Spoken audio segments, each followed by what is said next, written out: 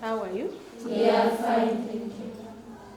Okay, I want us to learn grammar.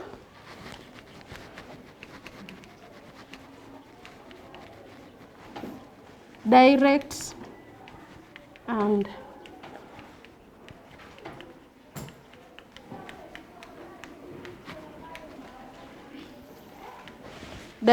indirect speech, and it is on page 199. Yeah, you are supposed to get your partner. In this case, your partner is going to be your deskmate, and give your partner, that is her, your information. Assume that your deskmate does not know you and give them information about yourself. We have examples here. Number 1, we have, I am Lena Denakenza. Then your partner answers you, reports that you have said that you are Lena Denakenza. Let's begin with Anita and Kathleen. I want one of you to read number 1. Then Kathleen, report whatever Anita has said. You have said that you are Lena Denakenza. We have the second example, Mercy and Joyce.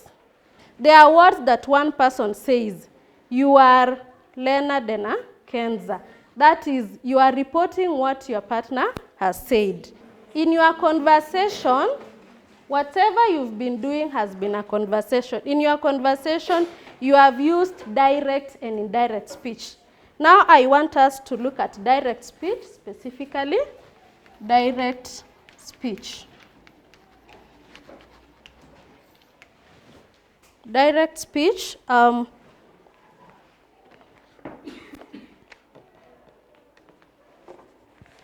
in direct speech, we have the speaker's actual words, and they are placed in between quotation marks. The speaker's actual words are placed in between quotation marks. We have opening quotation mark, opening.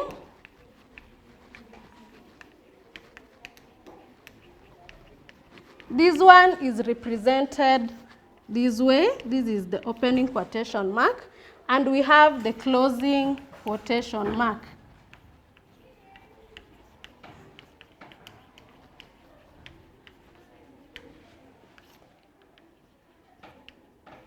This is how the actual words of the speaker are placed in between opening and closing quotation marks. And outside the two quotation marks, the opening and the closing, outside these quotation marks, we have what we call explanatory words.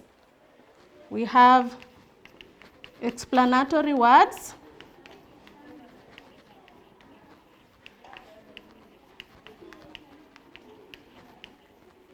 Placed outside quotation marks. They are placed outside quotation marks. Brenda, can you read the first example? Have you eaten? From the example, have you eaten? Mogaka asked. We have, let's identify this one. What do we call this? One person, please. What do we call this? Mercy? Opening quotation mark. Introducing the actual words of the speaker. Brenda, what are the actual words of the speaker? Have you eaten? The actual words enclose what we call a punctuation mark. Then we have, what do we call, Cynthia? What do we call this quotation mark? Closing quotation mark. So the actual words of the speaker are placed in between opening and closing quotation mark as we enclose the punctuation inside the quotation marks. Then we have the explanatory words. Who said those words? Mogaka asked. This is what we call explanatory words. We have the second example. Renzi, can you read example 2? Okay, the preacher said, God created us equal. I want someone to identify the actual words of the speaker. Faith? God created us equal. Very good, Faith. Give her a clap. God created us equal. Now we have the explanatory words. Who is telling us these words? The explanatory words, Nyakadei. The preacher said. Very good. Now we've known that for direct speech, we quote the actual words of the speaker. The actual words of speaker are placed in between opening and closing quotation marks. The explanatory words could appear in the middle of the sentence. Before and after it are quoted words. Before and after it are quoted words. Let's go back to our textbook and look at that example where explanatory words appear in between the actual words of the speaker. Okay, we have the first actual words of the speaker we have are, we believe we will pass our examinations. We open the quotation marks. We believe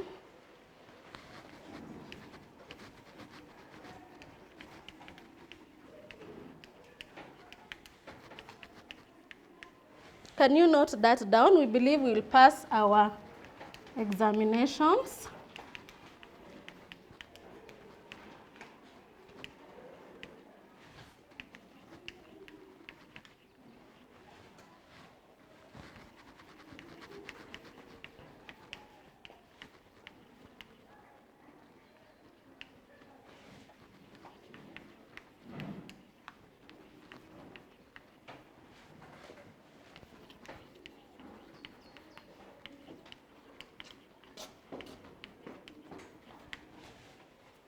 We believe we will pass our examinations, said Onjoro and Mathenge, because we have been studying hard.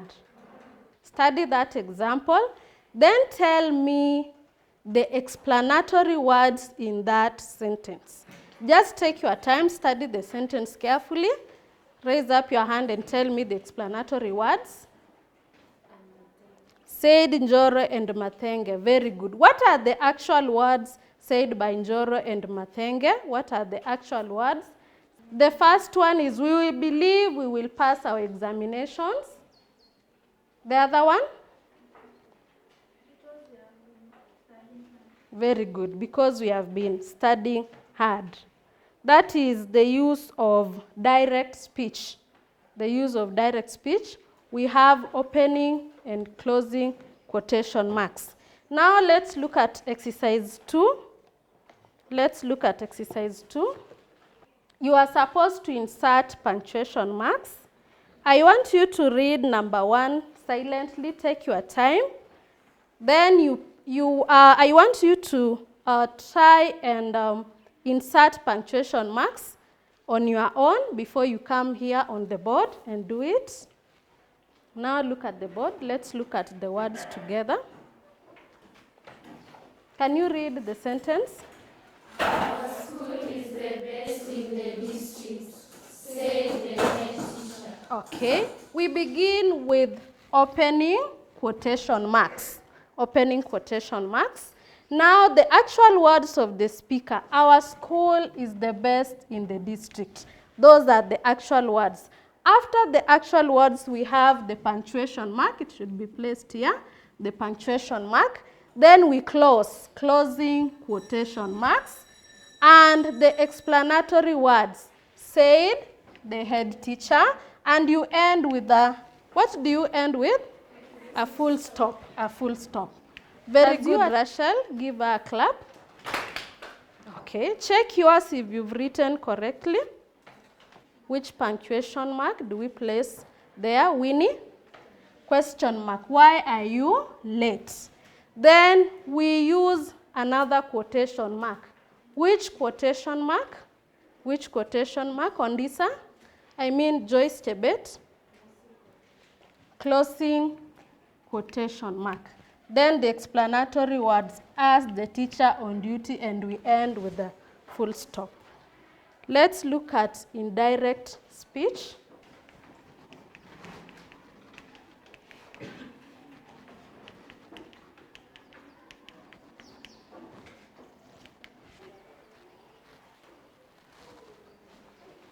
indirect speech is where we report what was said without using the exact words or the actual words of the speaker.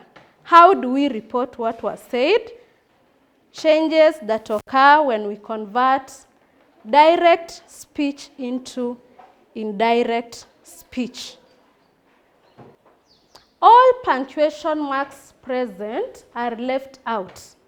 All punctuation marks present in direct speech are left out.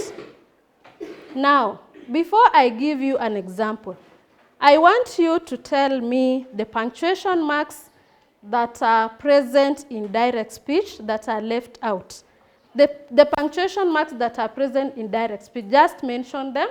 The punctuation marks present in direct speech. Joylene? We have punctuation marks such as question marks. Faith? Okay. Which other quotation marks are present in direct speech? Which other ones? That we begin with. That we begin with. Judari? Closing quotation marks and opening quotation marks.